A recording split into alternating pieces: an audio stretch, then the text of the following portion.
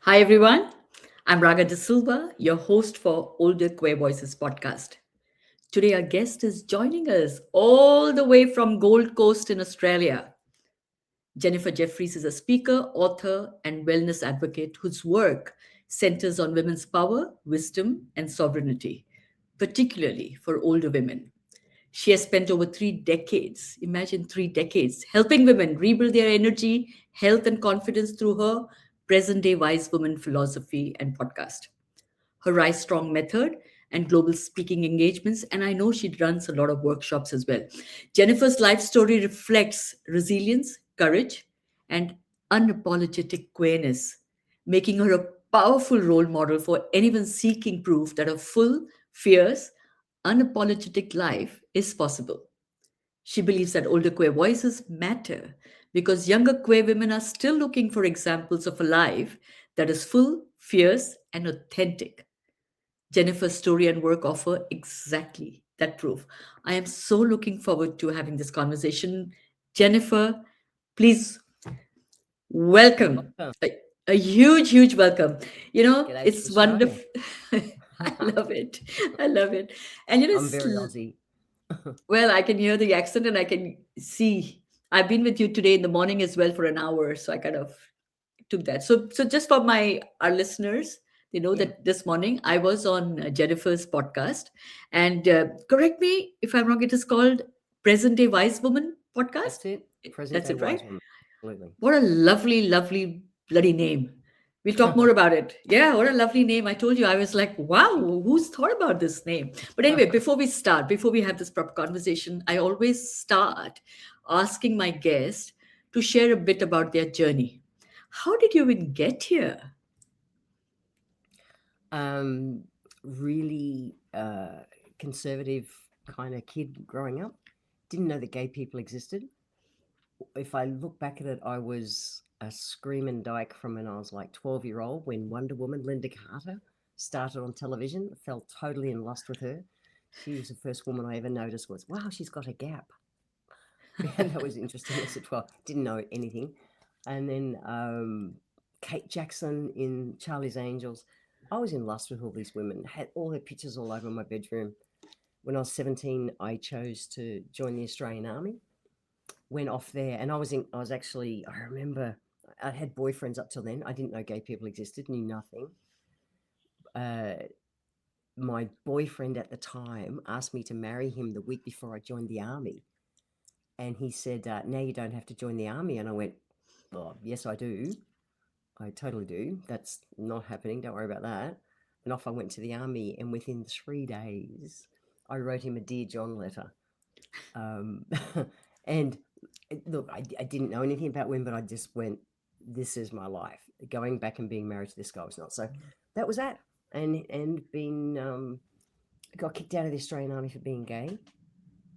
It was the witch hunt era of those years where they actively did that and interrogated and all the stuff. And then I made that my mission that I would never hide again. I would never be out. So I came very out, very loud, very visual in 1979. Okay, because I was going to ask you which year are we talking about? We're talking about 1979. Is that when you joined January the, January yeah, 79 I came out. Yeah. January 79? Is that when you joined the army as well? Is in that year? Yeah. Yeah, And and definitely. and you and you were raised in the Gold Coast, or did you move from somewhere Brisbane. to Brisbane? Brisbane. Okay, so About you're an hour from here. Yeah. okay, okay. So what made you first of all get into the army? Oh, look, I grew up in a really physically abusive home, western suburbs of Brisbane, really poor housing commission, and you were physically beaten every day to behave. It Wow. just you just it just happened, and I saw it as an escape. I tried to join the police force because back in those days you could join the police academy at 15 and do the end of high school in the police academy, and I thought I can get away, I can escape, and I'll be a cop. But I was an inch too short. So that couldn't happen in those days. And so the next best was to join the army. And I remember the day I turned 17, I went and got the papers, too young to sign myself. And I said to mum and dad, you sign or in a year's time I'm going anyway. And mum signed my papers, dad refused to. Okay. So it was a way to get out. and feel safe. Isn't that crazy? It's just a shocking story because I've had other veterans from the army that we have interviewed, and the story that followed, it's beyond shocking. So I just want to touch upon that a little bit more, Jennifer, before we move on to the conversation. Mm, I just want to understand, you're just 17 years old, you joined the army, this is your passion, this is what you yep. wanted to do. And I know you're saying that it was escapism for you. You wanted to get away from what was happening in your life, which is a Yeah. lot of young people do have done those days, especially our times. I think Yeah. I mean, I got married to as an escape as well, because anything was better than what I had at that time. Yeah. So you joined the army, and did you know? Were you aware that there was a rule against being gay, or was there anything told to you? Oh, because I didn't know gay people existed. I still had no idea when I joined at 17, joined the army, that gay people existed. No idea. And within a few days of conversations, there was out, dykes in our, well, kind of sort of out, but it came out in conversation, around the mess hall and stuff like that, chatting, and in our lines, just sitting in conversation. And I had no idea what any of that meant. So I didn't think there was any laws against it. They sure as hell didn't. It wasn't Okay. public, and we were all in a lot of trouble within uh, weeks. Within, yeah, about the 10-week mark, they were trying to kick me out. Really Uh, trying to kick me out. Yeah. So you used the word interrogation. Were you interrogated because of whatever life you had started to live unknowingly? You didn't even know the word Yeah. gay, like you said. So you're just having these conversations, whatever little, I don't know, Yeah. relationships, if you can call flings, you can call at that time, just attraction, right? And that is Yes. what they found out. And then what happened? Well, they'd been following us for weeks. We didn't know. So you do your basic training as a Yeah. soldier. That's 6 weeks, and then you get posted. And so I was going to be a driver and driver instructor, so I got posted to a different camp, and my girlfriend as well. And one day, I'll always remember, it was a Friday afternoon. I had, you kind of, your job's your job. Start work at 7 in the morning, finish at 4 in the afternoon. It's kind of sort of like a job once you do your basic training.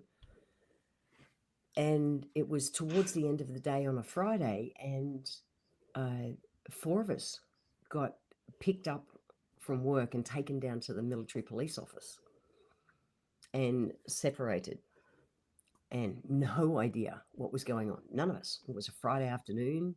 We had no idea. And I got taken into this office, and the woman who's sitting across from me, I know was gay because we'd seen her at a gay bar. Oh, So she was a captain in the military police. And they had the lamp like you see in fucking movies. They had yeah. a lamp sitting, like, this is very strange. I had no idea. And she started and said, on the 2nd of April, 1979, you and Private Green got in a car, you drove 6.3 kilometers into Seymour, which was the town near our camp. You bought a hamburger without egg and pineapple and a can Oh, of Coke. You drove 1.2 kilometers and parked by the river where you and Private Green were there for 3 hours and 27 minutes. They'd been following us for weeks, and we had no idea. And it wow. was like, you're out. You're not allowed to be gay in the army, and that was it. That And was it. I'm You were 7. dismissed. No, then it dragged on for a little bit. So I was 17 and fucking terrified. I'm not out to family, to anything. And it's like you're getting sent home uh, because you're gay. So yeah, it was fucking scary. Yeah, as a I kid. Yeah, I cannot imagine, because as a kid, 17, you are like really a kid. Yeah, You need protection, you need stability, you need someone to hold you and say, hey, it's okay. So, how did yeah. you feel about being sent back with the information that you were sent back because you were gay? What did you think your family, how would they react? Well, before it got to that, my brother came to visit and he outed me to my parents before I got there. Okay. And I got a letter from mum, back in letter writing days. It was, Yeah. yeah. like every disappointed, every angry, everything. I found out later that Dad had just thought I joined the army so I could go and screw guys. No. That's why he wouldn't sign my papers, apparently. I just wanted to go and be promiscuous with men. It's like, no, no, I wanted to get an escape from your abuse. So, um, yeah, I never had a relationship with my parents for 25 years. My big sister, who died 5 years ago, who's 60, I Sorry. still don't have a relationship with her two daughters, and one of them is my goddaughter. Um, and they're in their 40s now because I was gay. When I came out, it cost me all that. I have a kind of relationship with my other two brothers and a sister and made peace with mum and dad. Mum and dad went through big relationship stuff, interestingly, when they were 60, when they retired, and came to me. Mum Mhm. came to me, which was really interesting. I'd lived away forever, and I have a relationship. I had a relationship with mum for her last 20 years, and I've got a relationship with my dad, who's now 89, and Okay. it's interesting. Yeah. Yeah, it's interesting that we think people from South Asian cultures, for instance, or from countries like Africa where homosexuality is banned, and those 60 odd countries, we think these kind of reactions from our families only happen in those countries. Oh, To know that it happens in Australia, which still is a developed it still country. happens in, yeah, it's still Yeah, here, even in the yeah, Western world. Yeah, yeah, but it was big back then. yeah. So And you've lost, yeah. Go on, go on. well, the 78ers, for especially the year before 1978, was when there'd been the riots and all the gays arrested in Sydney at the start of what was gay Mardi Gras, became gay Mardi Gras. So the 78ers, um, I mean, actually interviewing one of the girls, one of the women who's a 78er. She came out, she was in those, they were arrested and beaten and all that kind of stuff. That had been big in the news the year before, which I still had no knowledge of, but I think that was really front and center when I first Yes, came out. Didn't sure. So help. did you spend some of your early days having come out, marching and protesting as well? Or was that Not, not, something that you didn't do I anything was, until much later? yeah, I was living in a regional town. Um, and so, no, didn't protest in those kind of things. However, I remember making it a conscious choice that, they had been following us for weeks. And I just thought, you know what? I know I still knew nothing. I was so naive to my own benefit, I think. I just thought, I'm not going to hide ever. I got in so much trouble, like, as in, what the fuck kind of Mhm. trouble, that I thought, and that was hiding. I'm just not going to hide. And so I didn't. And so I was just me and copped all the flack for it. But I just thought, "Mm." And then as the years rolled on, I just got louder and louder and louder. Although I remember I never held a girlfriend's hand until felt safe enough until maybe late 90s. And then that was kind of still scary, uncomfortable and stuff. And then, but yeah, my wife Alice and I, we're hand in hand all the time out in public, and have been since we've ever been together. So Wow. I love that it's changed over the years. Yeah. So it took you 20 years basically for Australia to basically settle the fact that gay people can exist. How Yeah. long have you been married now? With Alice for 4 years. Yeah, four Okay. years. Yeah. Wow. And now you So feel I've safe had enough. long-term relationships over the years. I had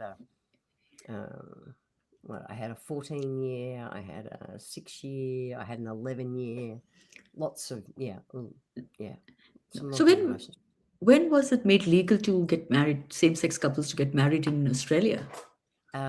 It would be, it's only the first, what do you call it, date was only S- recently. It would be 80, sorry, where are we? 2018, 2019, not long ago. Oh, So I is have it to, like as recent as that? I would love yeah, Nicola's in the background. Nicola, maybe you can do some research and tell us which year it was made legal. Marriage was so. We're talking about recent. really It's recent. not even history. It's like present, No, no, right? no, no. Yeah. 2017. Yeah, Whoa. yeah, So it's yeah. It's just very now. recent. Yeah. Recent. Okay. So obviously the whatever happened in the army moved your life from what you would have been to what you have become. So I want to understand I'm really that. grateful. Look, I would have been the 20-year career happy soldier. I really wanted that. And I loved, kind of the concept of it. But what it gave me was something priceless, like just so much bigger. It really gave me a purpose. And not just standing up for people in our community, in the queer community, but for women. I learned in my 20s about the suffragettes and how they fought for our rights, the suffragettes over in the UK. And all my Sounds branding, so much of my branding, and I drive a bright purple Jeep, purple, green, and white. My books, everything. I do everything I can to honor the suffragettes, the women who came before me, because I get to live the freedoms I have now because of them. And they were courageous. I used them as a model to model my life as a gay person. I thought, if I don't be out, I can't bring the world can't change for the kids who come behind us. so true. So you've built a life and career basically that centers women, right? And mostly older women. Yeah. Was there a Well, older reason to women focus? nowadays. Yeah, Yeah, because I'm yes. older. Okay. Yeah. Yeah. Is that why? Is that why? Is that the journey because of your Yeah. own journey that you've journeyed for older women now? Yeah. So older women's the focus now because I'm older. But when I was younger, it was just women in general and gay people in general. Yeah. Or minorities, really. Okay, so what inspired for you to create what I love, like I said, the present day wise woman? What is it? Tell us more about it. um, Look, and I've done a whole TED talk on it. I I remember, and in my TED talk, I talk about it. When I was 28, I learned about, well, 26, I started, studying to be a naturopath, and because I left the army, went into the pharmacy industry. It was the 1980s. Greed is good, business is tough, and I burned out. And it was a natural therapist, a naturopath who helped me. So I went back to school, studied to be a naturopath, and I started to learn about the suffragettes. When I was 28, my mum was 52, and I wrote her a card that said, "Congratulations, you're a crone." Because for me, I'm thinking, this is so good. And she was so insulted. She was horrified. And she never let go of that either, by the way, right till she died in her mid 80s. So I'm going to And stop you. I'm going to stop you. For the yeah. listeners, what is a crone? Oh, For those who crone don't is know. the crone archetype is the elder woman, postmenopausal, the wise woman. And I'm certain in India, it's the same. Like, I do a lot of work up into Asia, and in the non-Western cultures, and in my research, the countries that are most anti-older women is anywhere that was colonized. Isn't that scary and interesting? Interesting, interesting. Yeah, So there is surely a link between colonization and this big whole patriarchy, present. Yeah, basically. yeah, yeah, yeah. Yeah, yeah. Like, I do work up there, and everyone, the older women I see, I run a charity in Thailand where I help young kids, and uh, I'll see, dickhead 17-year-old boys who are just typical 17-year-old boys, but when Martau, the matriarch, speaks, they stop and they listen, and it's Mhm. wildly different. So I'd seen that happening for years. When I hit 50, or I'm thinking, can't wait to be a crone, can't wait to be a crone, and I spent, well, 30 odd years, 30 odd years researching, living, wanting to grow into be the wise woman, and I thought, what is it? Because crone's got such a derogatory term in the Western world because of what patriarchy's done to it. And I thought, how do I say crone? And we're the present day wise women. And so I took that on as a brand, and I encourage women to be present day wise women. If you can't own the name crone, but I did a whole TED talk about, who killed the crone, and why she's essential. Not just the older women, but the older men, but particularly the older women are our cultural nervous system. When a nonna in Italy speaks, everyone's just, she doesn't even have to speak, just her presence will calm a room True. or a community. And we're missing that.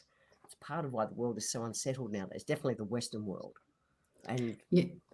yeah, it must be in India that the elder women are respected. I Well, like to think they are.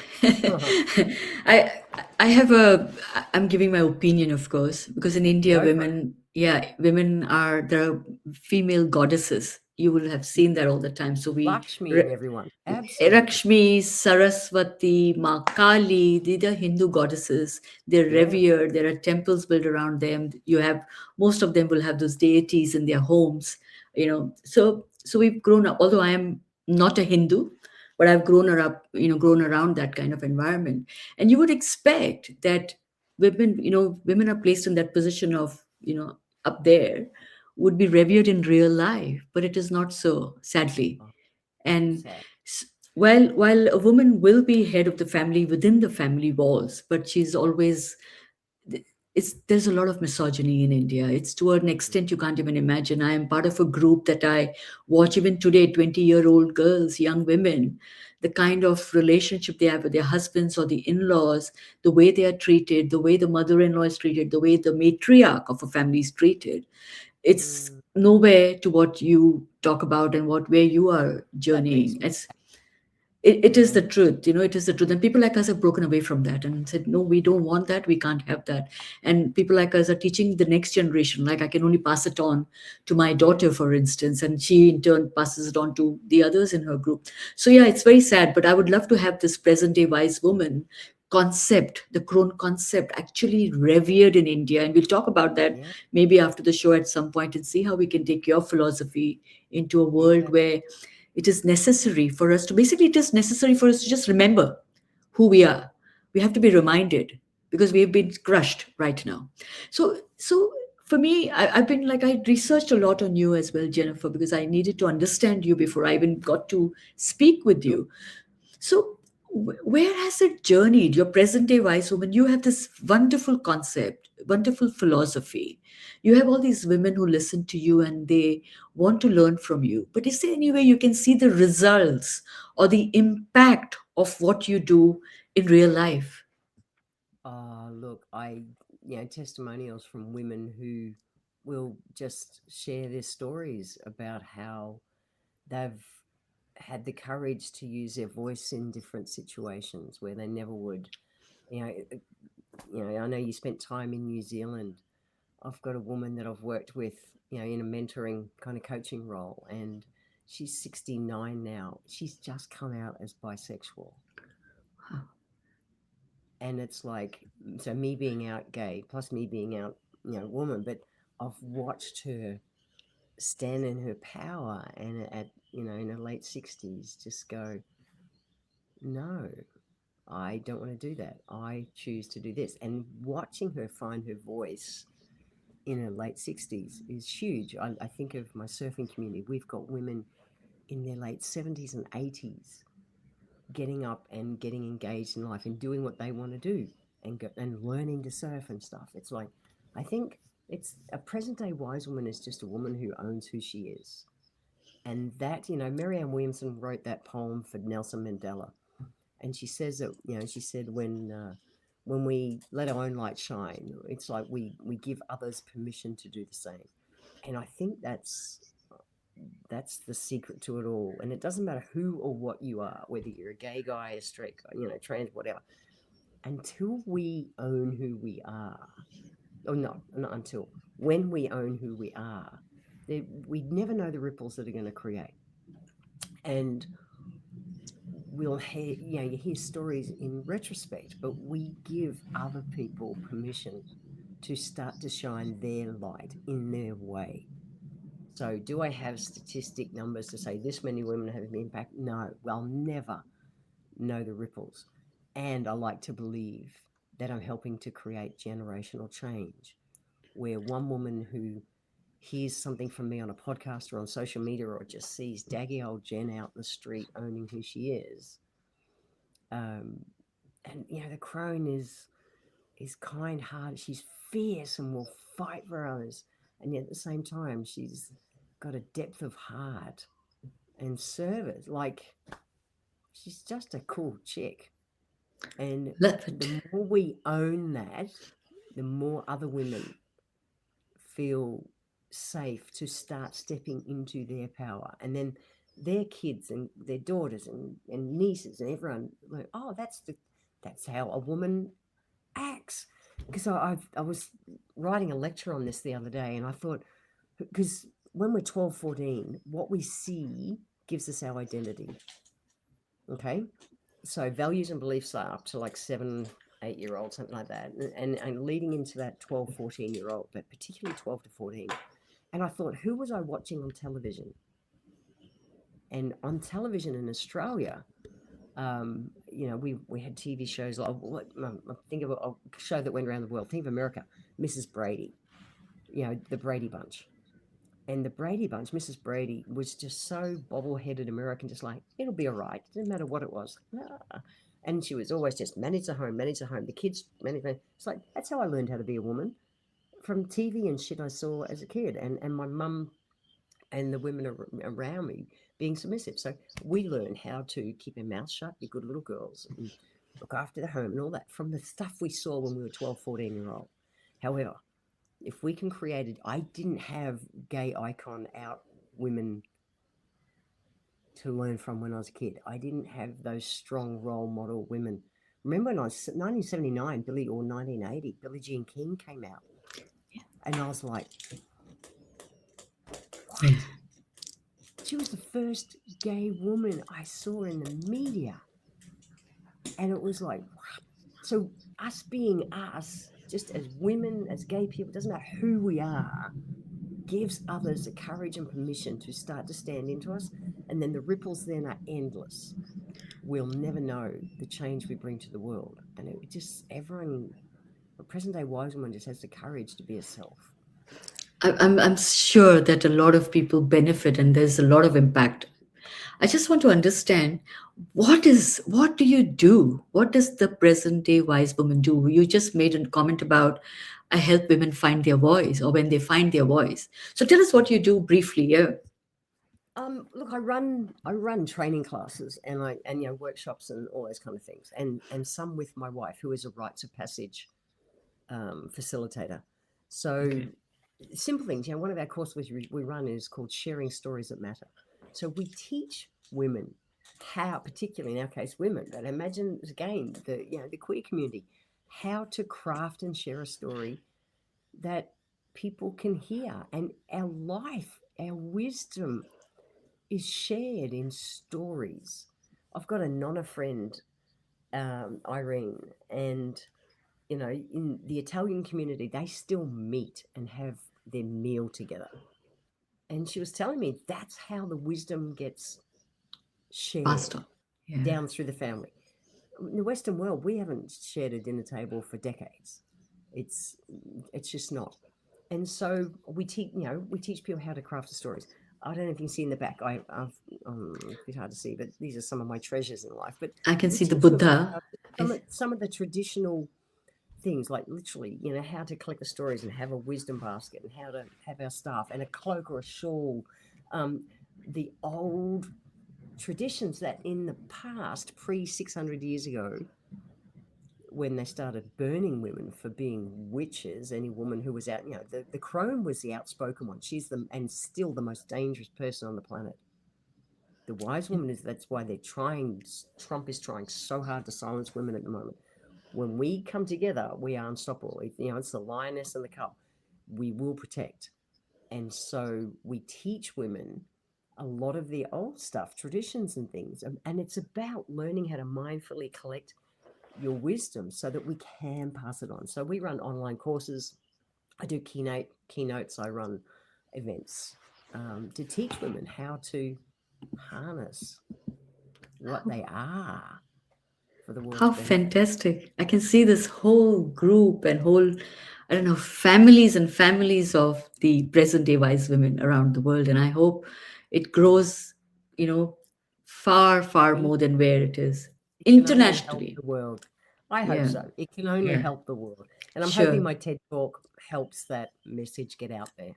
We will make sure that when we promote this, we put the TED Talks link Thank as you. well. Yeah, because I've watched it myself. It's really fascinating, and that is why I wanted to ask. When you talk about your Rise Strong method, it focuses on the nervous system repair, right, and its Mm. resilience for midlife and elder women.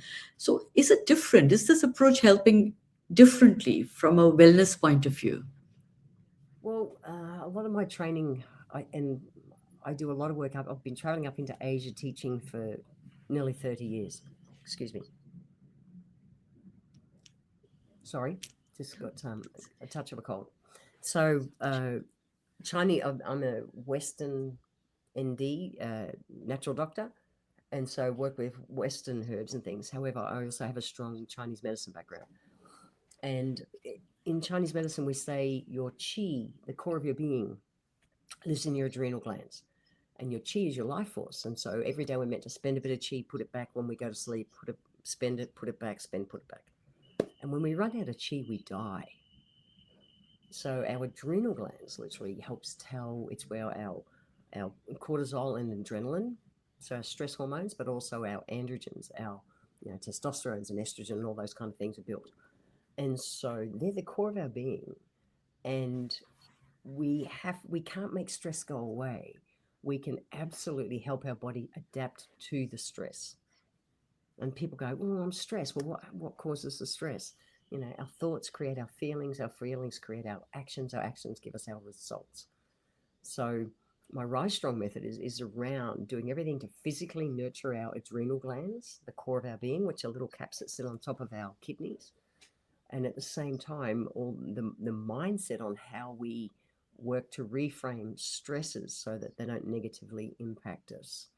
Because the thing that takes us off the planet the fastest is biological stress, and it's our adrenal glands that are impacted. So my Rise Strong method is all around helping our body adapt to what's going on. Even at the moment, as we record this, the Iran war is going on. As much as Trump doesn't want to call it a war, women are being shoved down so badly. Worse, we've gone back 50, 100 years. And we've got to be able to adapt to it so that when something happens, we don't go as far off center and we come back sooner. We go, okay, I can do this.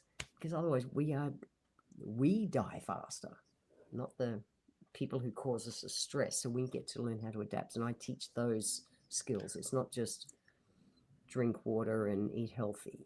We've Sure. got to manage our nervous system better. Brilliant. So, do you go also into corporate spaces? Do you go into corporate Yeah, I've organizations worked as to? well. I have worked as a corporate speaker since the last century. It's the truth. In the late 90s, I started working as a corporate speaker. Yeah. Yeah, The reason I asked this question is I wanted to see what kind of, interest the organizations show these days, because I know in the past, wellness, everything was just pushed aside, and it was, if there was yoga, now there's breath work, there is so many other things that it has evolved into, and organizations are looking up. But organizations are also very, very ageist. In fact, y- what I have realized as part of the Older Queer Voices podcast, we speak with a lot of organizations, we interact, we do roundtables, workshops ourselves, panel discussions, and we realize that organizations have actually forgotten about age, people who are getting older. There's menopause policies now, which is great. yeah.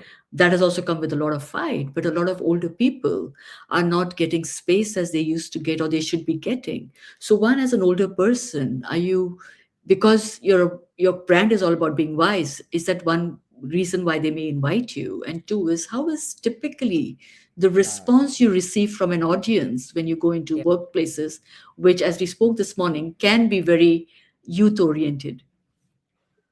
I think, look, I started working as a speaker in my late 30s. So you think it's nearly 40 years ago that I was like 38, I think, when I did my first speaking gig.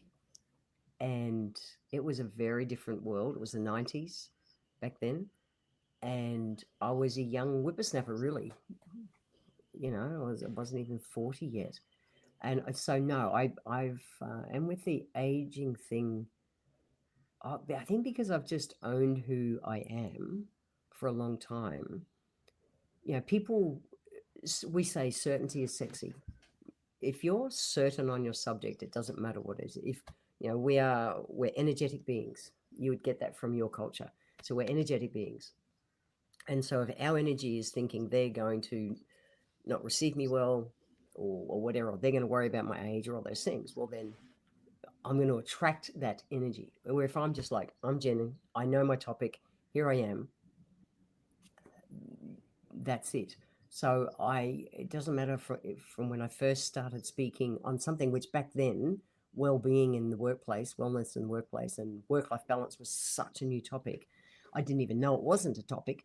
I just started to speak about preventing burnout in the workplace because it was a topic I wish I'd known about when in my pharmacy years, 20 years earlier.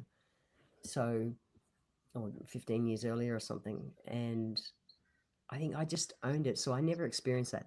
Nowadays, yeah, look, this is something I'll never retire, sit on the beach and just surf all day because my brain won't I don't want to do that.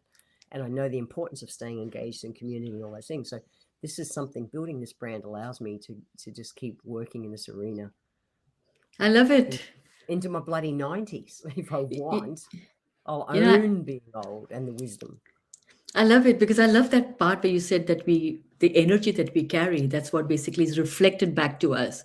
And that's Yeah. what you're saying. And so if you have negative energy, I've seen that. You walk into a room and somebody's like really like not in a good space, you can instantly feel their energy and you give that back to them, right? That's brilliant. I think this is a great tip for for our listeners and our audience to understand that when we walk into such spaces which are familiar or not familiar to us, make sure you carry the right energy so you can receive what you actually want to give as well. I love that. I think it's a great learning for me as well. And I'll just take us into a little bit of a different space. As we know, representation matters deeply Yeah. in all our work, especially in your work. So, how do you think visibility of older queer women can change the way society sees aging, queerness, and women's power? Oh, look, in my perfect world, the older everyone, particularly, anyone in the queer community, the more we can just be ourselves and be visible. Again, the more it gives permission for others who aren't out yet Yeah. to feel safer to do that. I think it's really important. Um, and we have to feel safe before we'll out ourselves. And to me, it's sad that so many people are still not out. I get it. I get it. I never realized I was tapping into courage when I was younger coming out.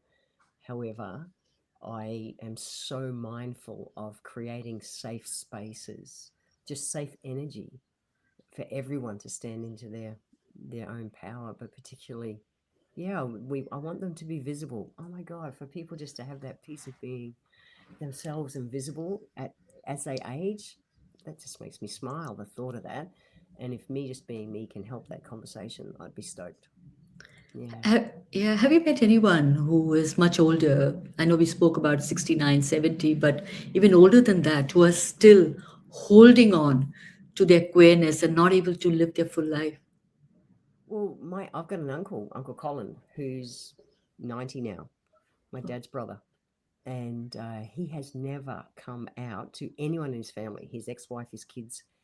He has never come out. We've all known, and Uncle Colin has had AIDS the whole, like, for decades, and gone through some really rough patches and come back. And thank God for the meds that are available nowadays to keep people well. He lost his partner probably 20 years ago, but he is still not out. He still lives in his own home. Cool guy. Everyone has always known. And interesting, my dad accepted Uncle Colin before he did me. Um, I would love him to just say the words before he died. Have you ever But he had a just, conversation with him?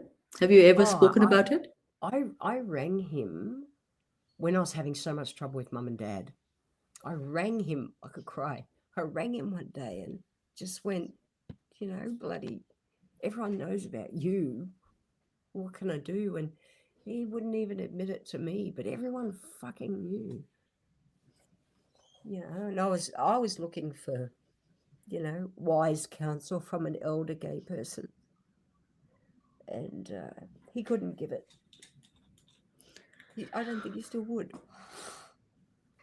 Do you I, think? I, I wish for him and others to just be able to be themselves. Yeah, Sorry. no, no, please be yourself, and thank you for sharing your vulnerability, Jennifer. And I'm sorry that I brought you Yeah. into a space where you had to No, shed it's good. tears. Good. I didn't realize that still had a hold on me. Yeah, Yeah. because it would be I it would be wish I'd lovely, had isn't great it? people. I Yeah, wish I'd had elders to tap into yeah. through my coming out years. I really do. Do I you do. think that one day he would? Do you get that feeling, or you think this is it? No, Yeah, no, he's getting towards end of life now. I no, I don't yeah, believe he would, yeah.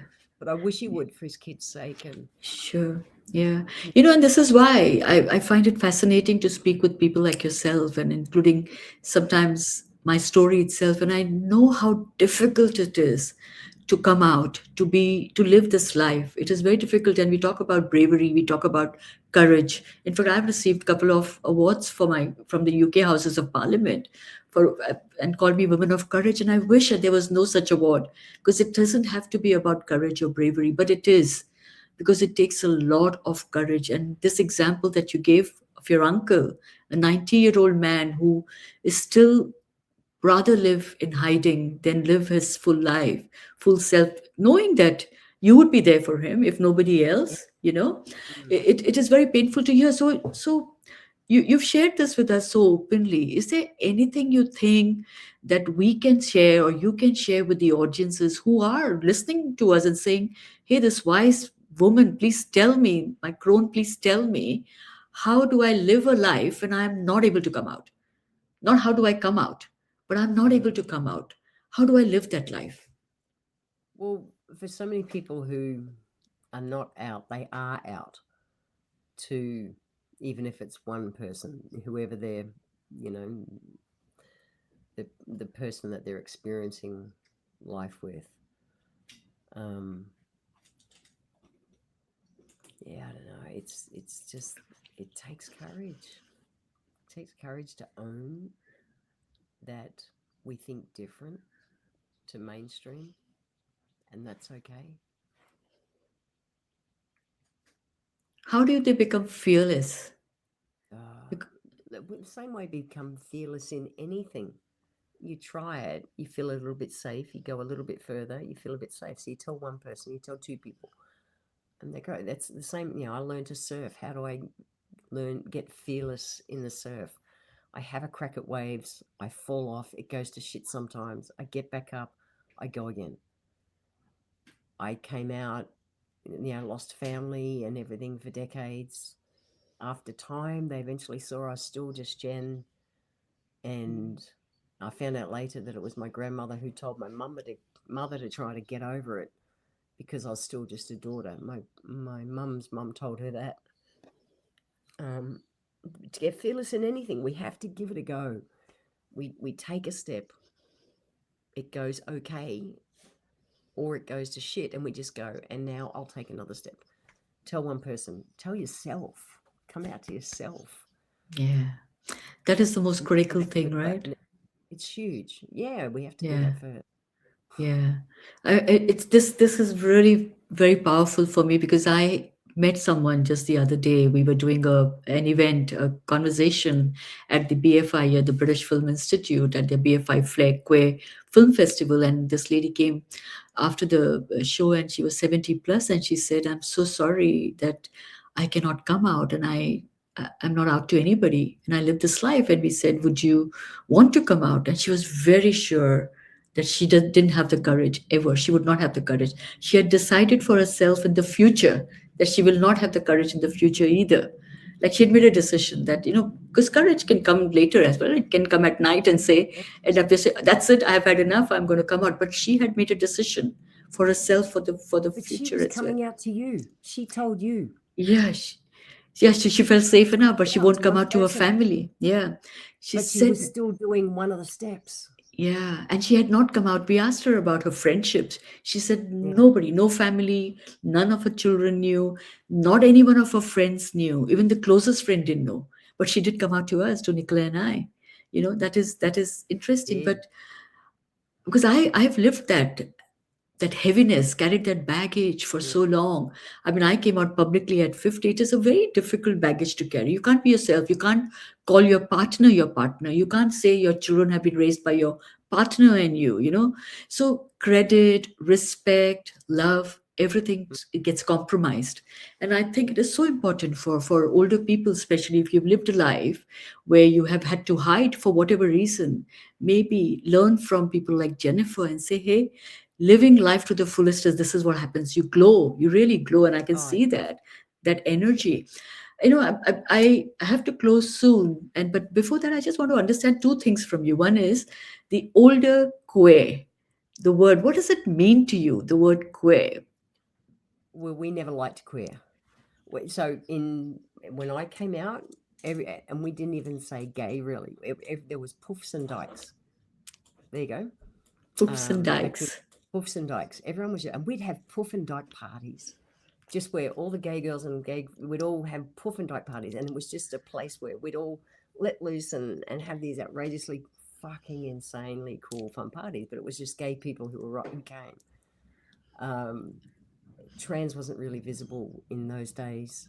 I had intersex friends. I think back through the 80s and stuff, but everyone was still just puff or dykes. We didn't even break it down, femme, lesbians, and that. It was very simple back in those days. Uh, and now, we've got kind of categories that we can all fit into. Yeah. But so we never used the word queer.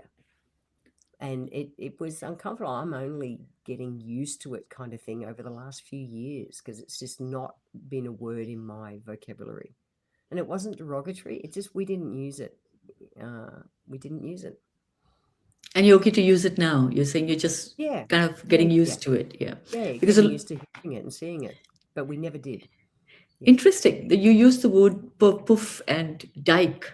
Those words are quite derogatory in my Nowadays, hair. nowadays, to the politically correct LGBTQ plus world, queer world, but back in those days, no, they were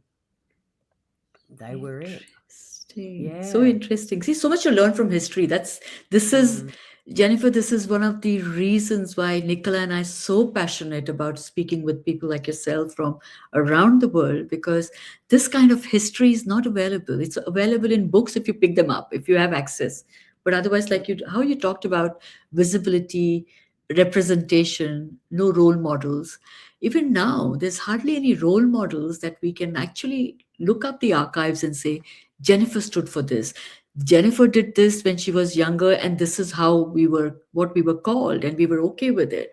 And I'm mm. so grateful that you've given your time to us to talk about all this. And before we finish, I just want to know, what advice would you give to both younger and older queer women about living fully, unapologetically, see, not my word, and in alignment with their own truth? Just to be you. I am in Australia. I would say I'm a daggy dyke. I'm an old school fucking dyke, and I just own that. And I know one of my mentors years ago said to me, "It doesn't matter what I do. 50% of people will never get me, will never love me." And that brought me such peace in life. I can never appeal to everyone, business wise, just me wise, friend wise, anything. And so, just be you, own who you are. All the as I say, the dagginess. Daggy in Australia is you know, I don't even know how to explain what we call daggy, but just me, all the good, silly, the everything, all the parts, own it all, because there's someone needs to see you I for them to love have it. hope to come out. So be Yeah, you, so others can shine their light. It's needed. Never been needed more than now. I agree. Yeah. Jenny, you okay?